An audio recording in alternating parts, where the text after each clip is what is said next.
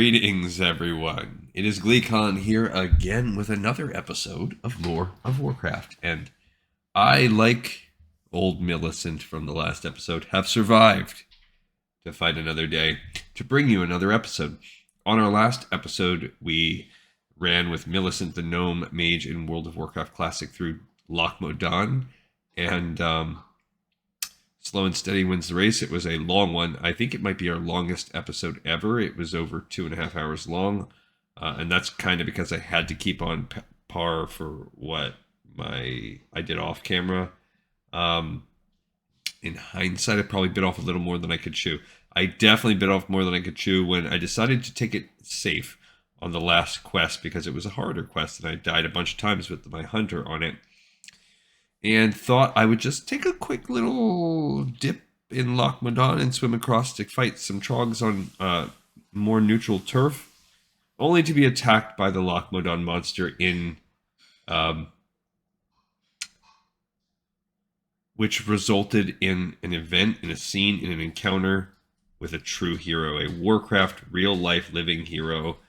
Kratos, you're not just the god of war, you're the god of lore of Warcraft. You have saved my only living hardcore character left after all the others have since perished. So, I salute you. You may never see this, but you are a hero. And if you didn't watch it, probably around the 2-hour mark, give or take, in that video was an event which I will not soon forget. We also have been reading Lord of the World of Warcraft campaign setting source book, the Horde Player's Guide, and we had a very long chapter where we read about all of the different prestige. No, we read about that wasn't the longest, but it was a decently lengthy chapter about the role of magic. So this one should be slightly less long, but it seems pretty dense. The pages aren't very long, but it's got a lot of text, so we'll see how it goes. But this is all about some additions to technology for the Horde. So stay a while and listen to Chapter 5, Technology. Somebody set up us meet the bomb. Somebody set us up the bomb. Okay. It has a sidebar about swift and immediate actions. Okay, it says, technology is still a new science in the eyes of the Horde. Trolls and Tauren used only comparatively simple tools and weapons before goblins, dwarves, and gnomes introduced technology to their people. When the orcs came to Azeroth, they brought with them certain advanced metallurgy techniques, but otherwise they knew little of the higher sciences. Only the Forsaken look upon technology as more than a curiosity, although the orcs are slowly coming around. Of course, there are some exceptions. Within the deep jungles, troll tinkers seek to combine the voodoo arts with technology. Orc engineers, not content to simply copy stolen dwarven designs, labored to understand the secrets of science to increase their combat firepower. Tauren scientists, still new to this mysterious craft, make enormous devices solely to test the limits of technology. The Forsaken, ever seeking new ways to defeat the Scourge, build devices large and small, in the hopes of eradicating the Lich King's forces once and for all. So we're going to talk about those 4 races and how they interact with technology. Although there are always individual exceptions, the various races of Azeroth tend to view technology in different ways. Orcs. Like Ironforged dwarves, orcs think of technology as though it were another sort of weapon. To an orc, the engineering craft has little purpose but to help create new and improved methods to destroy his enemies. However, orcs see little reason to endanger themselves in the process. After all, you cannot rise to power within the Horde if you blow yourselves up with your own weapons. Therefore, orcish devices are carefully built and stable. Even those that are prone to failure include safety precautions that protect their users from harm. Orcs are not terribly innovative. Most of their scientific advancements build on the accomplishments of others. Thus, a number of the technological devices listed hereafter are simply improved weapons and armor originally designed by others. Orcish devices include improved armor, shields, weapon, firearms, and siege engines. Jungle trolls, like Talanji, my engineer. The jungle trolls don't consider technology as science, but another form of magic. To them, crafting a technological device is another way of creating a talisman or charm, only with more steps. Harnessing steam power is an alternative means of binding air and water spirits to do your bidding. Most jungle troll inventions involve the use of natural and alchemical components combined with scientific applications. Jungle trolls don't specialize in any particular area as orcs do with weaponry. Instead, trolls study whatever scientific application seems the most interesting. Some trolls claim the spirits speak to them in dreams, suggesting new ways they can be called upon by technology. Troll inventions include the poison extractor, swamp walker shoes, and dart grenade. Tauren. Science is new to the Tauren, many of whom view technology with great curiosity. Once imbued with a basic understanding of scientific principles, Tauren engineers understand that the potential applications of technology are limitless. The Great Lift leading to Thunder Bluff is a good example of Tauren engineering progress. Tauren tinkers spend a great deal of time building, experimenting, and designing without worrying about failure. Their size and strength allows them to survive catastrophic disasters that would instantly kill a goblin designer. Tauren engineers are unconcerned with the size of their creations. A javelin-throwing contraption might be 10 feet across and weigh 1,000 pounds. All the designer would care about is that he successfully created a working javelin thrower. Few, if any, functional Tauren inventions are small and portable. Among the better-known Tauren devices are the Enemy Detector, Thunder Stomper, and various tech mods designed to improve Tauren totems. And the Forsaken. Among the Horde, Forsaken have perhaps the deepest understanding of the workings of science. However, they reject technology as anything more than a curiosity or a simple tool. Creatures of the dark arts, they're more interested in studying and controlling those arts than they are in learning about something that, to them, remains alien. Still, a few undead delve into the new sciences in employing technology where it serves their own ends. These dabblers create items that employ necromantic power in ways that arcane or divine magic cannot. A perfect example of this is the necromantic amplifier. Like many other Forsaken technologies, it combines science and dark magic into a single package. For this reason, some Forsaken technological items have crafting requirements other than scientific ones. These are explained on a case-by-case basis. Forsaken inventions include the Aura Concealment Suit, Energy Polarizer, and the aforementioned Necromantic Amplifier. Okay, so there are weapon tech mods. So these are things that you can add onto a weapon. There's the Blood Spike. It breaks off inside a foe. What does it do? When it penetrates the flesh, it has a caltrop-like tip that expands, and they just have a persistent, uncurable healing wound. Well, non-stop bleeding wound until they are healed. So they have to have blood to be affected by it. Let's read, actually we will look at the Double Slammer first. It's a tech mod that you put on the bottom of a totem, and basically it has springs that slam down. So if they have War Stomp feet, this makes their War Stomp more powerful. Now we will read about, you know what, let's look at the floating counterweight as well, then we'll read the sidebar. This is a tech mod that consists of a heavy iron ball within a two-handed weapon. When it swings, the ball rolls outward, making the blow more powerful. Okay, so if it's a good enough hit, they do extra strength damage when you hit with this. Okay, interesting. All right, let's read the flavor text on this page. Kargor studied the platform just ahead of him. Atop a cylinder of stone, a small figurine carved of white maple awaited his next attempt. Like the other warriors, he had so far been unsuccessful in dislodging it. This would be his last try of the day. The contest was simple. He and the other youths of his tribe had merely to dislodge the figurine from its perch. However, they were not allowed to touch it themselves or with any weapon. Kargor ran his hands along the smooth edge of his totem. Selecting the proper size and weight of tree trunk had taken several weeks. Perhaps peeling the bark away and decorating the smooth surface took another 10 days. The grips built deep into the thick wood, took another 5.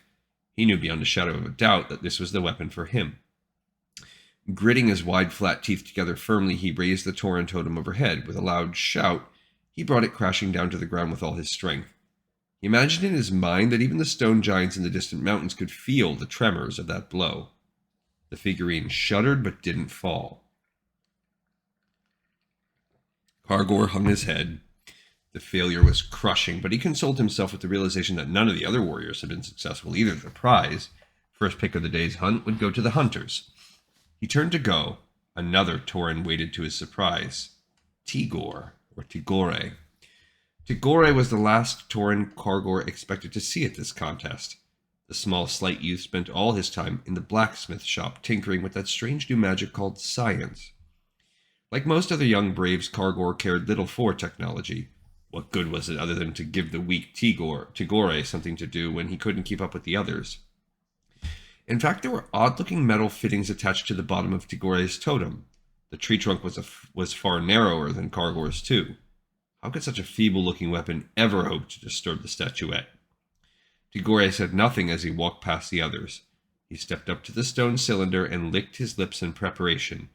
With a swift, purposeful swing, he raised his totem and slammed it into the ground, making an odd motion with his fingers as he did so.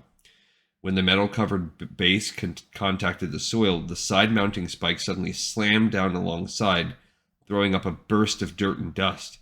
A double thunderclap assailed Kargor's ears. The figurine tumbled off its perch. Kargor and the other braves watched in wonder. As with some effort, the youth raised his modified weapon overhead in triumph. Though he was clearly the weakest among them, today the prize was his.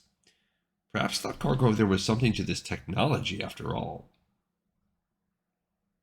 That's not it. That's like a shield totem. Okay, there's a holy blade. You charge it by pouring a healing potion into it. And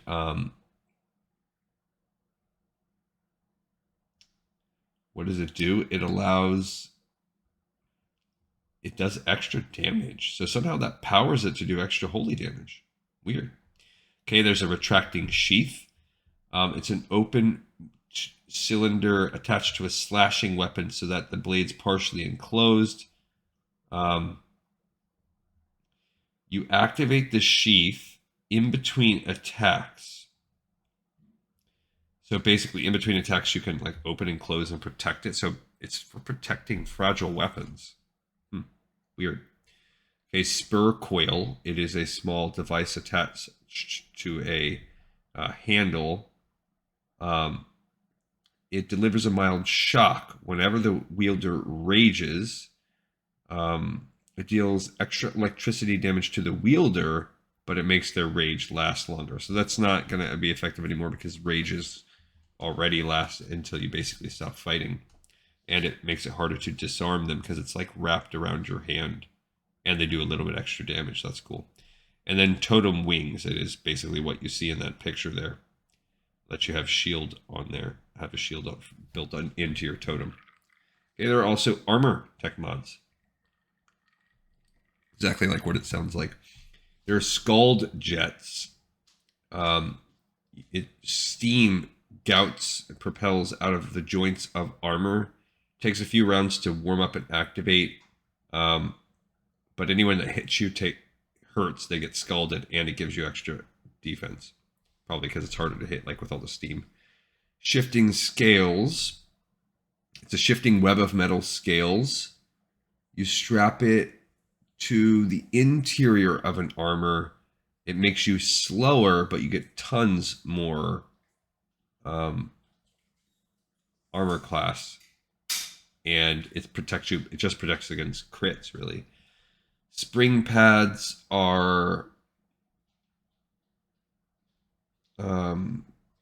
you put them on light armor, and they're little spring pads underneath the armor, and it gives damage reduction and makes you harder to like pin down. Okay, there are technological devices. Those are some of the ones we also listed. There's an aura concealment suit. The Forsaken developed this. It requires a phlogiston generator. And when you use this device, anyone using like detect magic or something can't tell what kind of magic or whatever is that is being concealed by the suit. So you can vaguely tell something's there still, just not any details about it. A dart grenade, that's probably what we see right there. This is the one that we read that the trolls throw. It's a bomb that bursts apart, shooting darts out, and they can be poison darts. There's a dispel prevention suit. So you put it in your armor, and it's harder for people to resist the spells that person is casting. There's an enemy detector. Oh, it's like a giant spider scout. Um, it's very big, 15-foot area. And once it's activated, it can basically just, it has tremor sense, so it can detect any footsteps within 60 feet. Okay. Energy polarizer. What did it do exactly? It makes it to, it sounds like it makes it to where it protects the Forsaken against like turning undead and stuff like that. Doesn't really, it says, one of these disadvantages is naturally the Forsaken are always on the lookout for ways, a screen that dampens positive or negative energy directed at the wearer. Oh, turn resistance, that's all it does. So it makes it harder to turn them. So the Forsaken can be turned much less easily. Okay, there's the Lung Crusher. Developed for orcs by orcs. It's a thick bladder strapped across your chest. It, when used with a shouting feat, it makes shouts extra long and loud and more effective. And then it slowly recharges those air sacs. A mobile hut, probably exactly what it sounds like. A hut that moves around. It says it lumbers around. Can activate it, speed it up, slow it down, make it stop. Yeah, so it's like a big mobile hut. Necromantic amplifier created by the Forsaken. They power it up and it allows them to buff their necromantic magic.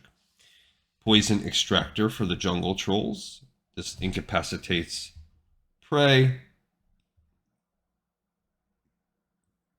It's a leather case that has a suction bladder, and if it's pressed against a wound, it can withdraw poison. It does hurt the person that it's withdrawing it from, but it does remove the poison. Okay. So here's some flavor text here. Cursing under his breath, Gung sloshed his way through the sweltering, squishy marsh. With his left hand, he wiped the perspiration from his brow. In his right hand, he clutched a spiked mace, the only weapon he had left that wasn't sheathed in rust. 4 weeks now. A month stuck in this hellish jungle, surrounded by buzzing insects and chattering monkeys. Everything looked the same as it had the previous day. Nothing but thick undergrowth, brackish water, dangling vines, and rain. Every day without fail, the rains came and went. Gung couldn't remember the last time he was dry. He couldn't even remember what dryness felt like. Gung tramped along, splashing through a series of foul-smelling pools. Colorful triangle-shaped flowers as tall as his shoulders barred his way. Swearing, Gung pushed his way through, certain he had come this way before. The jungle couldn't be this endless. He knew he was lost, but there was nothing to do but continue on. He stepped through the flowers onto the fringe of a small pond next to the bole of a moss-covered tree.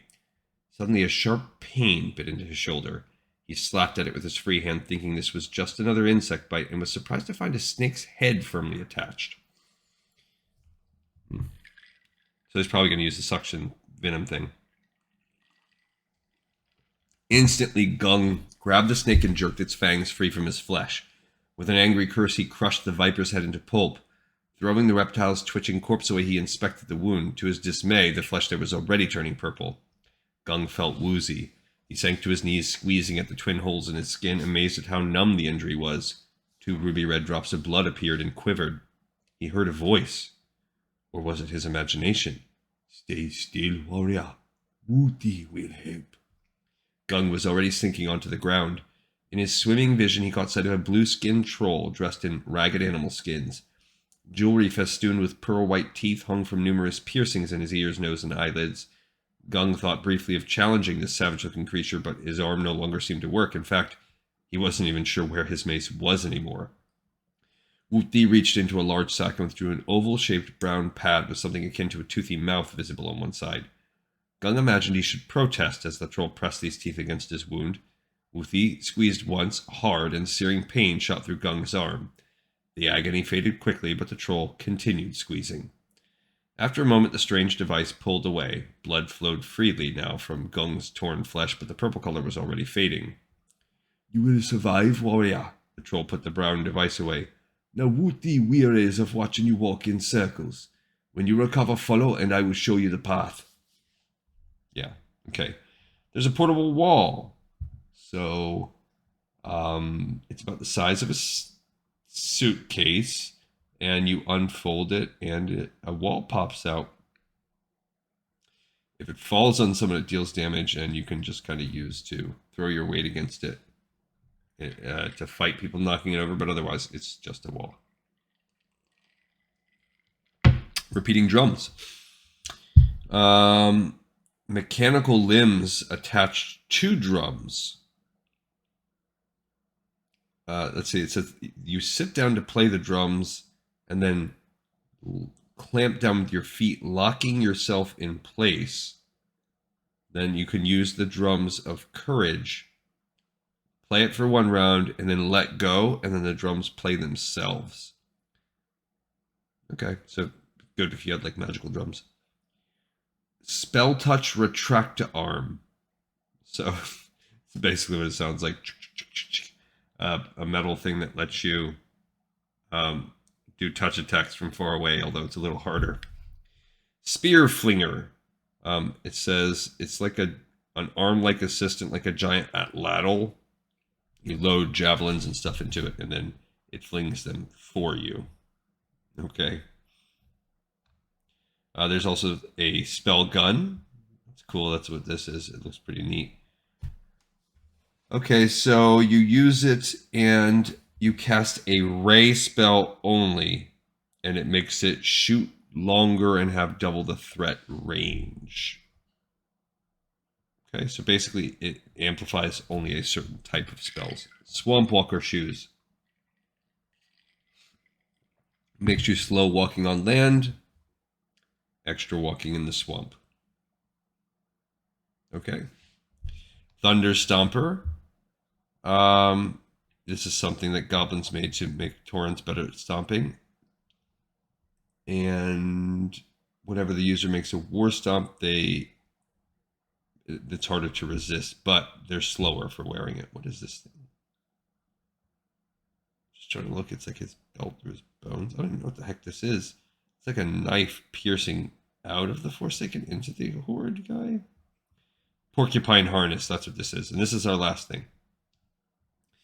Okay, so quill-like spines pop out of the slots with the press of a button. If you're being grappled and you press it, the person grappling you starts taking damage. And that's it. All right, so this was light on the text. We're going to pay for this probably later because we're going to start chapter 6 next. We're about halfway through the book.